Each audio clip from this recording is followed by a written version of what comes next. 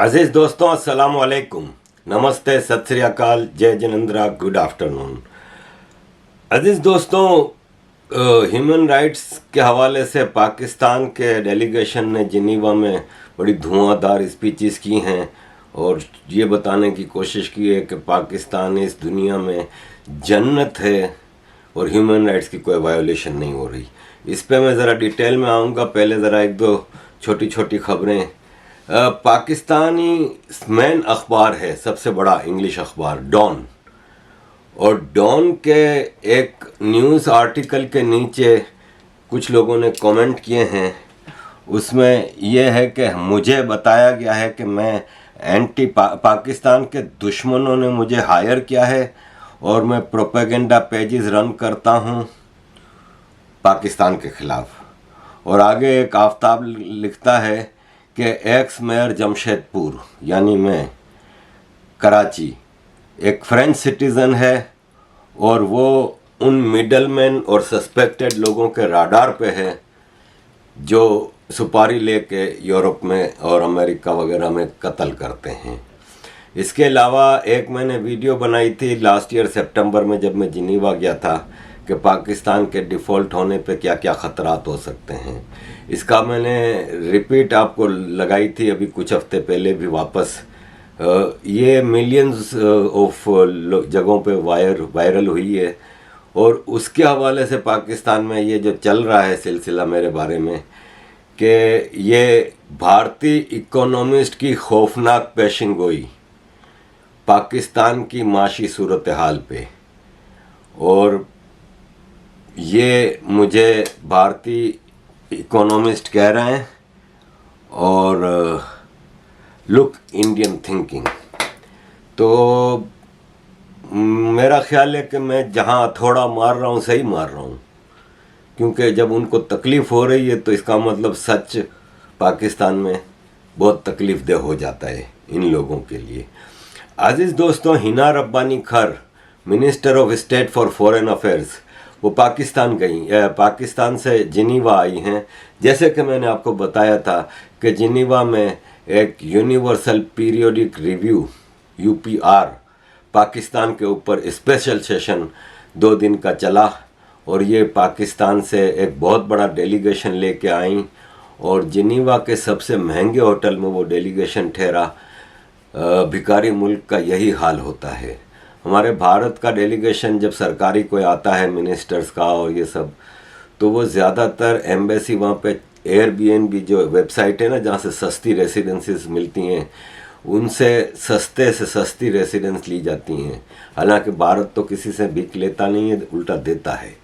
लेकिन ये हमारे मुल्क की जो भिखारी मुल्क की सच्चे पर्ल और सच्ची ब्रांडेड ज्वेलरी और कपड़े और बैग्स लेके ह्यूमन राइट्स के बारे में पाकिस्तान का रिकॉर्ड बता रही थी। इसमें मज़े की बात यह है कि पहले मैं आपको बता दूं कि ह्यूमन राइट्स कमेटी जो है पाकिस्तान की सेनेट की, उसके चेयरमैन हैं सेनेटर वलीद इकबाल। ये PTI से ताल्लुक़ रखते हैं। ये पाकिस्तान सेनेट की standing committee on human rights के चेयरमैन हैं। और ये पाकिस्तान का जो कहते हैं ना, जिसने ख्वाब देखा था पाकिस्तान बनाने का और अलग देश का, अल्लामा इकबाल, जिसने सारे जहां से अच्छा हिंदुस्तान हमारा गीत भी लिखा था, उसका पोता है। और ये पाकिस्तान में जब अभी यहाँ जिनीवा आने से पहले, कुछ दिनों पहले, पाकिस्तान में इसने एक ट्वीट की थी कि ये हिटलर का जर्मनी है कि स्टालिन का रशिया है। पुलिस हमारी हिफाजत के लिए होती है, ना कि हमें टेरराइज करें। और सुबह सवेरे अचानक 8 पुलिस वाले मेरे घर में लाहौर में कूद के आ गए, जबकि मैं इस्लामाबाद में था, और दीवार वो गेट के ऊपर से कूद के आ गए और मेरे घर का ये हाल किया। और फिर इन्होंने एक वीडियो निकाली जिसमें ये बताते हैं कि किस तरह इस गवर्नमेंट को इम्पोर्टेड गवर्नमेंट इमरान खान ने कहा है ना, तो ये PTI वाले इम्पोर्टेड गवर्नमेंट कहते हैं कि ये अमेरिका ने बनवाई है, ये PDM की सरकार। तो इसने वीडियो निकाली कि किस तरह पाकिस्तान में ह्यूमन राइट्स की बदतरीन वायोलेशन हो रही है और पाकिस्तान में जुल्म बर्बरियत हो रही है। ज़रा सुनिए इसकी वीडियो। मैं सेनेटर वलीद इकबाल आपसे मुखातिब हूँ, ख़ास तौर पे इस इम्पोर्टेड हुकूमत के हवाले से जो कतई तौर पे हमको नामंजूर है। इम्पोर्टेड तो ये है ही है और इसके ऊपर आपने बहुत सी बातें सुन ली होंगी। मैं तो आपको ख़ास तौर पे इजाफी बात जो अर्ज़ करना चाह रहा हूँ वो ये है कि ये जिस तरीके के लोग इकट्ठे हुए हैं, इसके बारे में बड़ा एक हमारे बरे सग़ीर का मशहूर कहावत भी है। इसे कहते हैं भानुमती का कुंबा। और इस पे जो शेर बनता है वो ये है कि कहीं की ईंट कहीं का रोड़ा, भानुमती ने कुंबा जोड़ा। तिनका तिनका थोड़ा थोड़ा, भानुमती ने कुंबा जोड़ा। ये भानुमती का कुंबा जो है, ये जिस तरह से आपके ऊपर मुसल्लत किया गया है, ये कहीं की ईंट है कहीं का रोड़ा है, कोई इधर की पार्टी को उधर की पार्टी, किसी की 2 सीटें किसी की 4, फिर वो 2 बड़ी सियासी जमातें जो अपोजिशन की पुरानी हुआ इकट्ठी हो गई। इनमें कोई इनकी यकसा नज़रिया नहीं है, इनका एक ही FIR दर्ज करो, FIR दर्ज करो। अरशद शरीफ शहीद को इंसाफ दो, अरशद शरीफ शहीद को इंसाफ दो। FIR दर्ज करो, FIR दर्ज करो। आजम स्वाति को इंसाफ दो, आजम स्वाति को इंसाफ दो। FIR दर्ज करो, FIR दर्ज करो। इम्पोर्टेड हुकूमत नामंजूर। मेरे से भी नारा गूंज रहा है, इम्पोर्टेड हुकूमत नामंजूर, इम्पोर्टेड हुकूमत नामंजूर, इम्पोर्टेड हुकूमत नामंजूर, इम्पोर्टेड हुकूमत नामंजूर, इम्पोर्टेड हुकूमत नामंजूर, इम्पोर्टेड हुकूमत नामंजूर।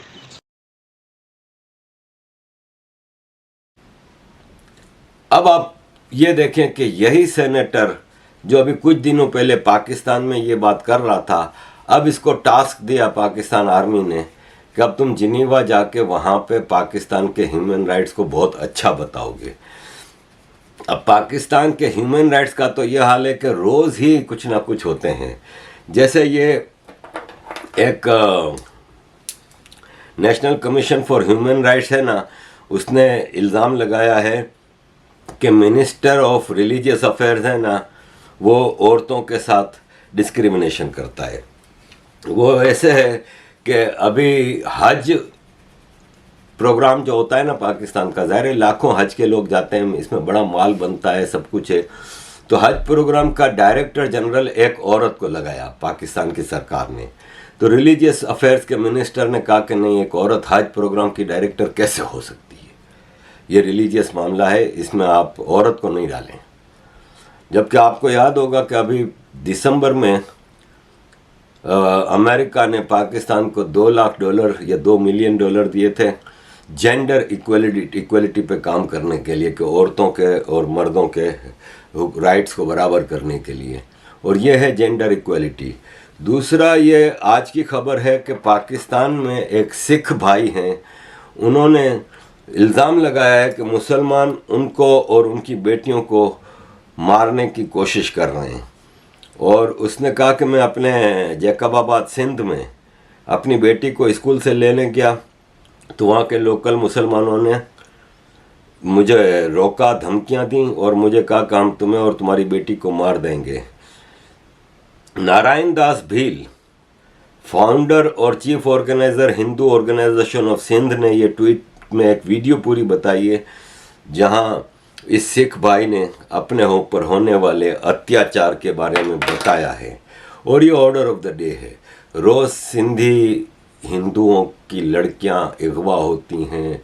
पाकिस्तान में ethnic minorities, Baloch, Pakhtun, Sindhi, Muhajir, order of the day है, गायब हो रहे हैं। मिसिंग पर्सनस की लिस्ट लंबी चौड़ी है। लेकिन सेनेटर वलीद इकबाल ने, जो कि पाकिस्तान में बैठ के कह रहा था कि पाकिस्तान में ज़बरदस्त ह्यूमन राइट्स वायोलेशन हो रही है, उन्होंने जिनीवा में यूनाइटेड नेशंस के UPR यूनिवर्सल पीरियोडिक रिव्यू की मीटिंग में ये स्पीच की। As we move forward. Now it is my pleasure to be able to invite the Chairman Standing Committee on Human Rights, Senator Waleed Iqbal, for his remarks. Thank you very much. Bismillah ar-Rahman ar-Rahim. Mr. President, Excellencies, distinguished delegates, Assalamu alaikum, good morning, bonjour. I am honored to participate in the 4th review of Pakistan's national report under the Universal Periodic Review, or UPR. As a legal practitioner, public representative, legislator, and chairman of the Senate Standing Committee on Human Rights, I am deeply involved with protecting and advancing the human rights agenda in Pakistan. In Pakistan, just like in all parliamentary democracies, Parliament is the key institution and the apex body to safeguard the fundamental human rights of its citizens. In the light of this, it is a matter of great personal pride and collective accomplishment that since the last UPR, our Parliament has enacted several laws and made significant amendments to the existing legislation to align them with our national and international obligations, and more particularly in light of the recommendations received during the UPR review in 2017. I would highlight some of the critical areas in which we have been successful in enacting legislation since 2017. These include protection of the rights of religious minorities, protection of the rights of senior citizens, protection of transgender persons, protection of underage girls, enforcement of women's property rights, safeguarding the rights of the disabled persons, prevention of domestic violence, prohibition of corporal punishment, the juvenile justice system, protection of journalists and media professionals, protection against torture and custodial death, and strengthening the safeguards against harassment at the workplace. Under Pakistan's robust democratic system, legislatures represent the masses, shape laws, and conduct legislative scrutiny as well as oversight or control over the executive through the standing committees of the Parliament. These committees serve as a vehicle for improving the standards of probity, efficiency, and responsiveness in the enactment and administration of laws, and holding the executive accountable for its actions and inactions. Through its convening power, these committees have regularly engaged in healthy dialogue with the executive on wide-ranging human rights matters in the country. This system of parliamentary oversight is replicated in the case of all 4 provinces, where the respective provincial standing committees on human rights and minorities affairs scrutinize the provincial legislative processes and hold the provincial administration accountable. Mr. President, as our report says, Pakistan is a vibrant democracy. Accordingly, this year, in 2023, Pakistan and its people are looking forward to general elections being held in accordance with the letter and the spirit of our Constitution, and within the time limits or deadlines prescribed by it.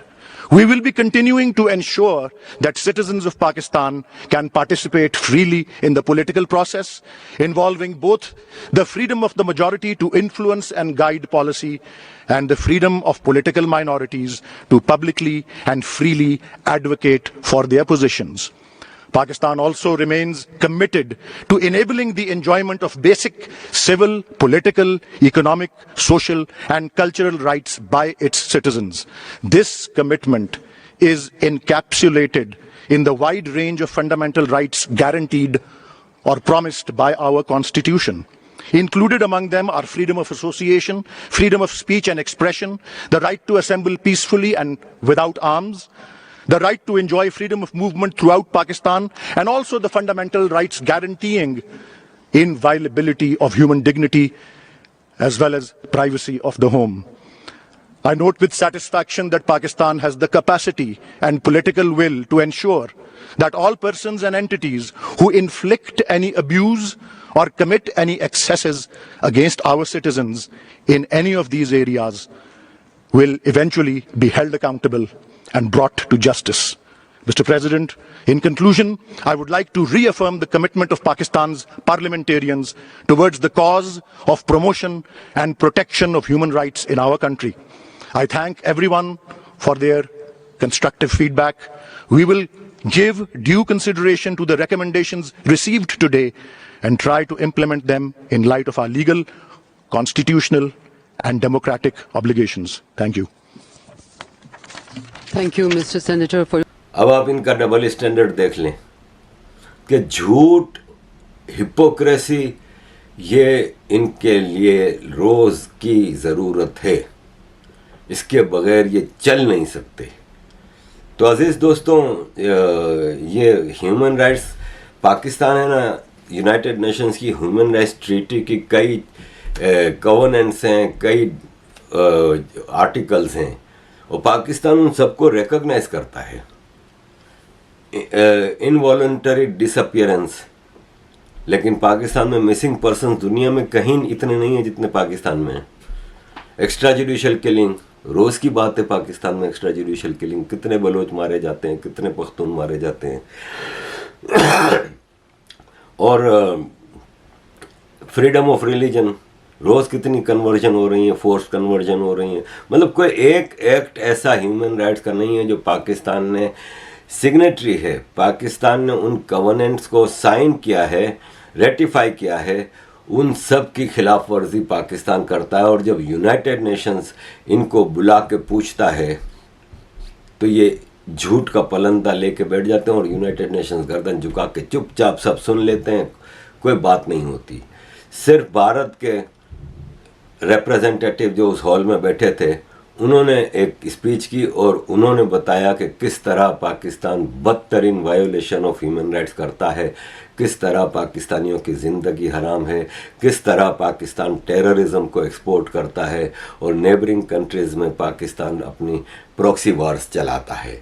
ये भारत के delegation के जो भारत के वहाँ पे जो embassy है, mission है भारत का जो यूनाइटेड नेशंस जिनीवा में, उसके स्पोक्स पर्सन ने ये स्पीच की थी। उसकी वीडियो मुझे कहीं से मिल नहीं सकी, मिलती तो मैं लगा देता। अजीज़ दोस्तों, स्वीडन में कुरान जलाने पे पूरा उम्मा गुस्से में है, जबकि ये उम्मा के अपने मुल्कों में जो होता है ह्यूमन राइट्स वायोलेशन, वो कहीं नहीं होता। मतलब आप ये देखें कि ये किसी की किताब को नहीं मानते, ना बाइबल को, ना तौरेत को, ना गीता को, किसी के भगवान को नहीं मानते। और जहाँ मौका मिलता है उनकी बेइज्जतियाँ करते हैं, इनकी सब कुछ करते हैं, मूर्तियाँ तोड़ते हैं। अभी मैं कल एक वीडियो देख रहा था, इसमें इन्होंने मूर्तियाँ तोड़ी हैं। ये सब इनके लिए जायज़ है, इनके बारे में कुछ हो तो इस्लामोफोबिया। तो अजीज़ दोस्तों, ये प्रोटेस्ट कर रहे थे जिसमें स्विट्ज़रलैंड का झंडा गलती से जला दिया, जहाँ पे कुछ भी नहीं हुआ था। उनको पता ही नहीं है कि स्वीडन का झंडा क्या होता है। अजीज़ दोस्तों, एंड पे मैं ये बलूचिस्तान के सेनेटर मुश्ताक अहमद की स्पीच आपके सामने रख रहा हूँ, जो इन्होंने सेनेट ऑफ पाकिस्तान में की है।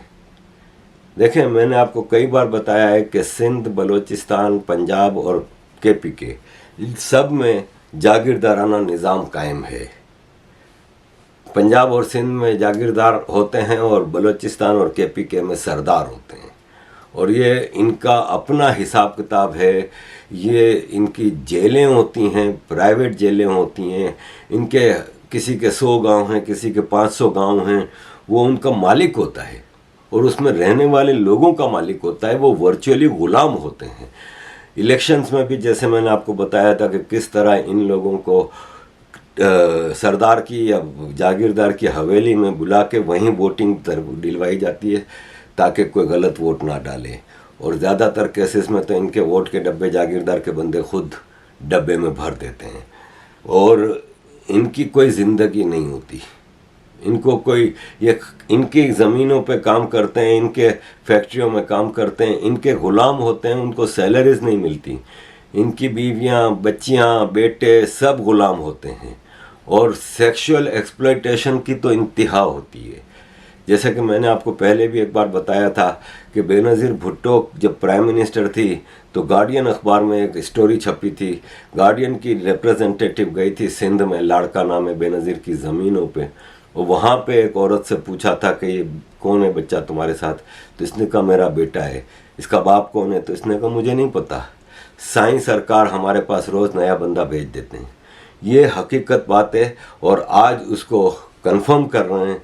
ये सेनेटर मुश्ताक अहमद सेनेट में स्पीच की है जो मैं अभी लगा रहा हूँ एंड पे। उसमें वो बता रहे हैं कि एक आदमी रो रहा है, पीट रहा है, बता रहा है कि मैं, मेरी माँ, मेरी बेटी और मेरे 6 बेटे जागिर सरदार की, बलूचिस्तान के एक सरदार की प्राइवेट जेल में कई साल से बंद हैं और इनके साथ बलात्कार भी होता है, इन सब के साथ, और इनका सेक्सुअल एक्सप्लॉयटेशन हो रहा है। यह है जी ह्यूमन राइट्स की सिचुएशन पाकिस्तान में। और यूएन पाकिस्तानी डेलीगेशन जो कि ब्रांडेड कपड़े में आया है, जो कि 5 स्टार 7 स्टार होटलों में ठहरा है और लेमोजीन्स में आ रहा है यूनाइटेड नेशंस के सेशन में अटेंड करने के लिए। यूनाइटेड नेशंस में किसी में इतना दम नहीं है कि वो उनसे ये पूछे कि सब झूठ क्यों बोल रहे हो। हज़ारों रिपोर्ट्स पड़ी हैं इनके टेबलों पे, यूनाइटेड नेशंस के ऑफिशियल्स के पास, लेकिन कोई बोलता नहीं है। ये यूनाइटेड नेशन एक ढकोसला है, एक ढकोसला सिस्टम है जो पावरफुल लोगों के अंडर में काम करता है। अजीज़ दोस्तों, सुनिए सेनेटर मुश्ताक अहमद की ये दिल खराश तकरीर और देखिए कि पाकिस्तान कितनी जहन्नम बन चुका है। थैंक यू वेरी मच अजीज़ दोस्तों for all your support. Keep supporting. जय हिंद। वो मुझे एक शख्स ने राबिता किया था और उसकी तफसीलात मेरे पास मौजूद है। खान मोहम्मद वल्द नबी बख्श गजीनी मरी, साकिन जिला दुकी है गालिबन या दकी है, मैं बलूचिस्तान की दुकी उसके हैं। ये एक गरीब मेहनतकश हैं जिसके 8 बच्चे निजी जेल के अंदर हैं। और ये मिस्टर चेयरमैन उनके बच्चों की तस्वीर है। और इन 8 बच्चों में इनकी बीवी, बेटी और 6 बेटे, ये एक सरदार के निजी जेल के अंदर है। और गुज़िश्ता 3-4 सालों के साथ ये खान मोहम्मद मरी, इसके ये बच्चे वो निजी जेल में हैं जिसकी फिजिकल और सेक्सुअल एब्यूज बकौल उनके हो रहा है। ये बहुत अफसोसनाक सूरत हाल है मिस्टर चेयरमैन। यह हमारा मुल्क, यहां तो फंडामेंटल राइट्स की, यहां तो इस्लाम की तालीमात की, अखुवत और मसावात की, यहां तो रूल ऑफ लॉ की बात होनी चाहिए। और जिस शख्स के ऊपर इल्जाम है कि उनके निजी जेल में है, वो सूबाई काबीना का मेंबर है, वो सूबाई काबीना में शामिल है। मिस्टर चेयरमैन, बलूचिस्तान के साथ एक जुल्म तो वसाइल के हवाले से हो रहा है और दूसरा जुल्म वहां के सरदार कर रहे हैं जो अपने अवाम को इंसानों का दर्जा नहीं देते, गुलामों के तौर पर रखते हैं। तो मेरी आपसे यह दरखास्त है कि खान मोहम्मद वल्द नबी बख्श गजीनी मरी, साकिन जिला दुकी बलूचिस्तान, उनके जो बच्चे हैं, बीवी और जो उनके जो 8 अफराद घर के वो निजी जेल के अंदर हैं, उनको बाजियाब कराया जाए। और उसके हवाले से आप चीफ सेक्रेटरी से भी रिपोर्ट मांगे और उस हवाले से आप इस मामले को ह्यूमन राइट्स कमेटी में भेजें, उसको बुलाएं। ये इस हाउस के ऊपर मजलूमों का हक है, जिनकी कोई आवाज नहीं है, उसकी आवाज ये हाउस होनी चाहिए। अल्लाह हमें माफ नहीं करेगा। इस तरह जुल्म अगर मजलूमों के साथ, गरीबों के साथ, पिसे हुए तबकों के साथ, फाका कशों के साथ होता है और यहां की अदालतें और यहां की ईवान उस पर खामोश हो, अल्लाह ताला उसको माफ नहीं करेगा।